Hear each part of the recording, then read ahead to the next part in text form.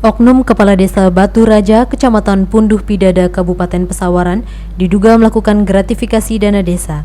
Pasalnya dari sejumlah informasi didapati kejanggalan beberapa pengelolaan serta pengalokasian dana desa setempat.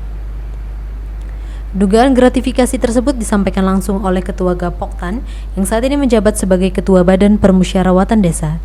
Ia mengaku telah melaporkan kejanggalan yang didapati berdasarkan dokumen RAB Keuangan Pelaksanaan Kegiatan Kerja Kepala Desa ke aparat hukum. Berdasarkan laporan dari Ketua BPD tersebut yang dilengkapi dengan bukti berupa berkas RAB atau SPJ pelaksanaan kerja, berikut rekaman video terkait keterangan Ketua BPD tentang penyalahgunaan dana desa, diketahui hingga saat ini, oknum kepala desa berinisial R tersebut belum ditindak secara hukum usai dilaporkan atas dugaan korupsinya.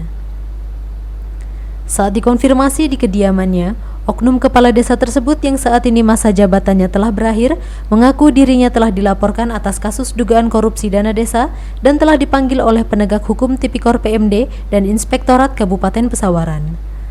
Menyikapi pengaduan tersebut, dirinya mengatakan laporan tersebut tidak diproses lantaran dirinya hendak mencalonkan diri kembali menjadi kepala desa incumbent di desa setempat. Menanggapi hal tersebut, semestinya oknum kepala desa berinisial R itu harus ditindak dan diproses sesuai hukum dan peraturan yang berlaku. Tak hanya itu, Ketua Gapoktan berinisial S alias Aceng juga harus ditindak lantaran turut terlibat dalam penyelewengan bantuan operasional dari Dinas Pertanian. Melalui pemberitaan ini diharapkan aparat penegak hukum dan pemerintah dapat segera mengusut tuntas kasus ini. Pasalnya sebagai oknum kepala desa, harusnya mengayomi dan memberikan contoh baik kepada masyarakatnya dan mengalokasikan dana desa untuk kesejahteraan warga, bukan kepentingan serta keuntungan pribadi. Itu rata-rata di bidang pemberdayaan, pemberdayaan dan yang lainnya itu dan BUMDes. Karena kalau fisik, itu sebetulnya di fisik juga markup bang. Pembiayaannya itu jauh lebih melambung tinggi ketimbang pelaksanaannya. Saya punya data-datanya asli itu dari masing-masing ketua pelaksananya. Cuma karena fisiknya ada, saya nggak oke lah, itu keuntungan bagi dia. Walaupun pada kenyataannya katanya tidak boleh diambil keuntungan dana desa itu. Oke lah, saya nggak. Cuma di pemberdayaan, setiap saya tanya ke ketua pemuda, ke PHBI, ke pengurus-pengurus masjid, ke Karangtaris, PKK, bendahara PKK, sekretaris PKK, kadus RT. Di pemberdayaan itu mereka nihil, padahal di anggaran APBD-nya itu gede. Sebesar apa yang sampean ketahui, Pak? Dari 2018 itu kisaran hampir 500-an juta, Pak. Ada dokumentasinya. Coba tolong. Tanda tangan warganya pun ada. Bidan desa hanya mendapatkan 50.000 per bulan. Bla bla bla lah, banyak itu nanti dan inspektorat yang turun ke lapangan. Itu terkait masalah siltap ya? Siltap enggak, kalau siltap full kami dikasih. Full, itu masuknya di apa itu insentif? Bidang pemberdayaan. Itu kan di desa itu ada bidang 1, bidang 2, bidang 3, bidang 4. Bidang 1 itu tentang gaji aparat, bidang 2 pembangunan, bidang 3, bidang 4 pemberdayaan dan apa. Yang paling mencolok itu bang, 85 juta itu 2019 dan 2020 itu ada beda anggarannya. Itu untuk festival aja. Puluhan juta, hampir mendekati 100 juta, 85 juta itu per satu tahunnya. Anggarannya. Sedangkan waktu itu kan zaman COVID. COVID-19, di mana yang ada kerumunan dilarang. Kok di situ dianggarkan? Dan setelah saya tanya ke masyarakat, nggak ada katanya. Nggak ada. Dan satu lagi lumbung desa, bahkan sempat dia itu menyangkal kalimat saya. Mungkin pengertian ketua BPD, lumbung desa itu adalah tempat penyimpanan hasil panen. Uang itu sudah kami realisasikan ke benih ikan di Bayu Rampit. Saya tanya ke sana ke Bayu Rampit. Oke, iya direalisasikan hanya 350 ekor. Ada tanda tangannya. Tanda tangan si penerimanya langsung. Artinya dari puluhan juta, 30 sekian juta lah waktu itu. Di SID 30 sekian. Hanya 350 ekor apa? sesuai itu. Mm-mm. Belum lagi yang di Silpa waktu itu 2018 ada pembangunan yang ditiadakan karena penolakan dari masyarakat. Dan ternyata dihapus itu. Uangnya sudah turun, kemanakan. Kalau memang disilpakan seharusnya 2019 ada disilpakan, di SD kan nggak ada. Iya. Dan masih banyak lagi bang, apalagi tentang BUMDes. Iya. Ketua BUMDesnya itu anaknya dia. Dan unit usahanya ada di rumah dia. Iya. Sekarang aja baru 1 bulan ini dipindah ke balai desa karena dia mau nyalon. Apa bentuk badan usahanya itu? Air galon. Air galon. Nah, terus menurut pengetahuan situ Pak sebagai ketua BPD ya, dana desa itu diterapin di apa aja? Dana desa itu diterapkan di silta, di pembangunan, di pemberdayaan, di COVID-19, di dana BLTDD ya. Iya. Nah, tapi menurut situ itu kejanggalan yang sampean ketahui bisa nggak dijelaskan? Saya terutama di pemberdayaan, Bang. Di bidang pemberdayaan itu, karena saya nggak berani menuduh, itu hanya praduga, dan saya punya bukti-bukti dari masing-masing yang bersangkutan, yang penerima. Waktu pemberdayaan beliau selama ini yang sampean ketahui selama sampean jabat jadi ketua BPD apa aja itu? Festival, kegiatan ada,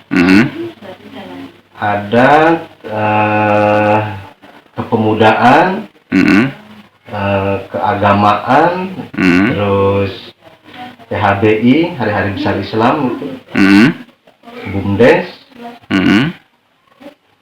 bahkan pernah merealisasikan dana 100 juta tahun 2018. Untuk apa itu? BUMDes. Dan 2019 mereka mendapatkan dana gadis itu 200 juta. Diterapkan untuk apa itu gadis? Ya itu untuk ke BUMDes, dan saya nggak paham itu kemana arahnya.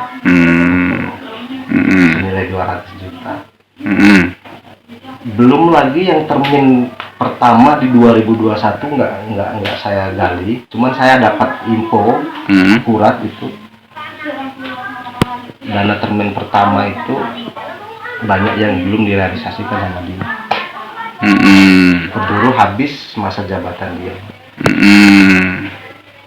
Saya pernah bolak-balik negur dia ke rumah. Secara lembaga bertujuh kami ke rumah. Karena kami waktu barusan dilantik ya waktu itu. Pertama jadi BPD ya. Kami sowan lah ke rumah beliau. Bagaimana sih cara kerja kami? Karena Bapak lebih paham. Dan kami masih buta waktu itu, nggak barusan dilantik. Ya, kita harus sinergi, harus ikut peraturan di desa, harus. Cuman kan untuk dasar itu Pak, kami harus punya dong salinan kegiatan Bapak atau tugas Bapak. Kami minta ya nanti. Secara perseorangan Pak, 4 mata kalau sudah datang. Tolong sih Pak, kita dari hati nih. Kalau memang kemarin Bapak memang khawatir dengan anggota-anggota, nah sekarang kita 4 mata. Saya minta salinannya, tunjukkan nanti saya Pak. Enggak dikasih. Bahkan kalimat dia, kalau mau berbuah itu jagung kalau mau berbuah itu dia harus bengkok-bengkok, baru berbuah. Dia nggak berbuah. Itu kalimat dia. Artinya saya harus ngikut dia, cuma enggak. Saya nggak pernah dapat apapun dari dia, enggak. Siapa nama kadesnya itu siapa? Rukun Purwadi ya. Di forum saya selalu tanyakan, Pak, tolong Pak kerjasamanya, gimana kami mau memberikan apresiasi keberhasilan pembangunan Bapak kalau kami nggak punya salinan dari APBD kita. Ya nanti kami pikirkan nanti. Surat Pak, ada 3 atau 4 kali surat. Tolong Pak, mungkin kalau secara lisan nggak kuat, kalau pendekatan secara keluarga nggak kuat. Kami ditandatangani 7 orang, cap basah, kirim surat, ditandatangani semua BPD pun begitu, nggak ada. Iya. Bukan sekali 2 kali. Akhirnya terjadilah akhir masa jabatan, kami suratin lagi. Iya. Kami tanda tangani bertujuh dan kami berkirim surat dengan ancaman andai andai di bulan 6 tidak ada, bulan 5 tidak ada LKPPD, saya akan adukan, Pak. Ya, nyantai-nyantai.